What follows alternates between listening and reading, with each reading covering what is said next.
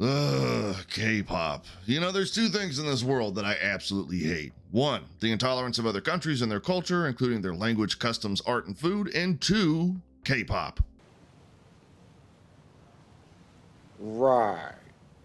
But in all seriousness, I've never understood the K-pop craze here in the US. Because out this way, we already did the whole girl and boy band thing like 30 years ago. But then I decided to look into some of it because as a critic, you've got to stay as much in the social zeitgeist as possible. And well, I found some reasons to like K-pop. God damn.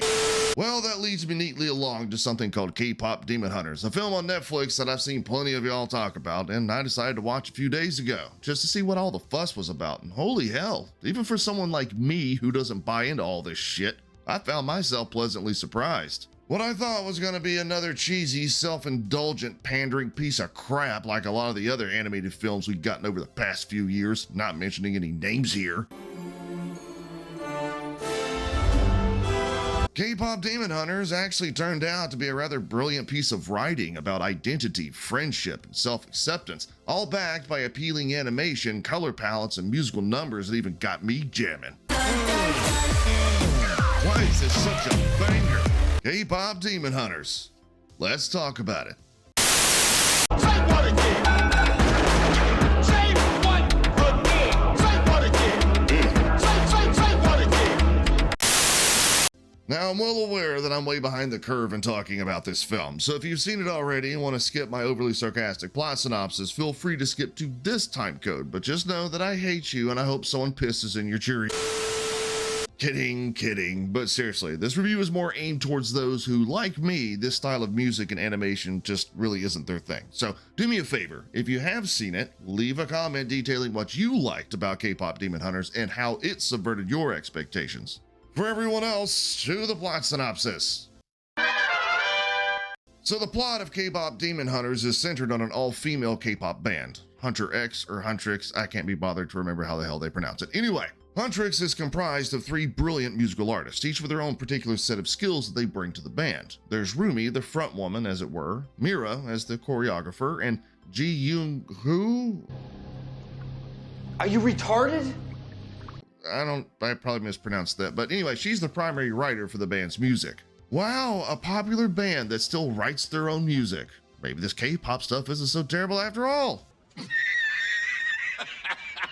So Huntrix is at the top of their game and at the top of the music charts, but they're hiding a dark secret from their millions of adoring fans. They're pop artists by day, but demon hunters by night, because, you know, who the hell needs self-care in this day and age, I guess? With the demon army taking loss after loss, night after night, they result to the most desperate of measures, something so evil, so diabolical, that it would make even Galactus look like a modern-day saint. The demons create a boy band. Okay, yeah, that sounds pretty retarded when I put it that way, but bear with me here. When the newly formed demon boy band named the Saja Boys hit the scene, Huntrix finds that they're no longer the most popular band in town. A large chunk of their fan base is leaving them to join the demon army thing disguised as a dedicated fan group for the Saja Boys, and that springs them into action, not only writing new music to combat the demons, but battling through hordes of them along the way, uncovering things about themselves as a band and as individuals. And yeah, that's the plot of K-Pop Demon Hunters. Gentlemen, you have my curiosity, but now you have my attention. Where K-Pop Demon Hunters excels is in its artistic style, being a combination of Sony Spider-Verse films and enough cyberpunk-esque neon backdrops and settings that even someone like me, who has the attention span of a carrot, was able to stay engaged with everything that was going down on screen. There are some stark contrasts too, going from colorful, seizure-inducing concert sequences to full-scale battles against demons in alleyways so dark it makes Gotham City look like a child's playground. And the music, yeah, I guess. I didn't care much for the majority of the soundtrack, and that dreadful soda pop song by the Saja Boys had me wanting to throw my sofa through the fucking TV, but even though it wasn't my style, all of it was beautifully crafted. There's a reason a lot of the music hit the Billboard Top 100 here in the US. Not saying that really means anything. After all, that was the same list that had Beyonce's midlife crisis identity swap on it. Cultural appropriation. It's okay when she does it. I'm sorry, I'm allergic to bullshit. On the note of culture appropriation and representation, K-Pop Demon Hunters does a pretty damn good job of translating the modern-day musical phenomenon onto the big screen. Now, I'm no expert on this stuff, though I think I might try to be for... yeah. But while doing my research, I found that there was more than meets the eye when it came down to the design of this film. Everything from the demons who are reflected exactly as they were in Korean folklore to the tiger and the bird with the hat being from folk paintings and the Han Moon, which for the life of me, I kept mispronouncing for most of the film. See, K-Pop Demon Hunters was able to combine the shamanistic traditions with things like ceremonial songs and seals, boundary markers, and talismans to create something unique and specific to the film itself while still honoring real-world Korean history.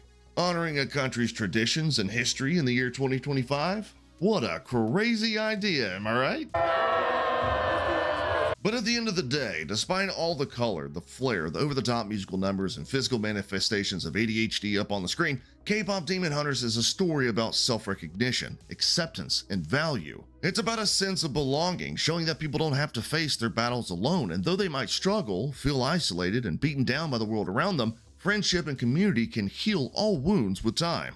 There is no pandering here, there is no social agenda, no politics, no westernized bullshit. It's a tale as old as time itself, told through the lens of a global music phenomenon. And well, after half a year of cinematic options less optimistic than a terminal cancer diagnosis, I'll take something like K-Pop Demon Hunters any day of the week. And I think this goes without saying, but it's what I do here on the channel. We happy? We happy? Yeah, we happy. I'm more than happy. I'm surprised because even though I absolutely hate the style and music of K-pop, I actually had a really good time with K-Pop Demon Hunters. So if you're a naysayer like me, give it a try and let me know what you think. And if you enjoyed the video, please give it a like and consider subscribing for more unfiltered, unhinged commentary. Anyway, I appreciate y'all for checking out my review. I'll talk to y'all later. Say what again?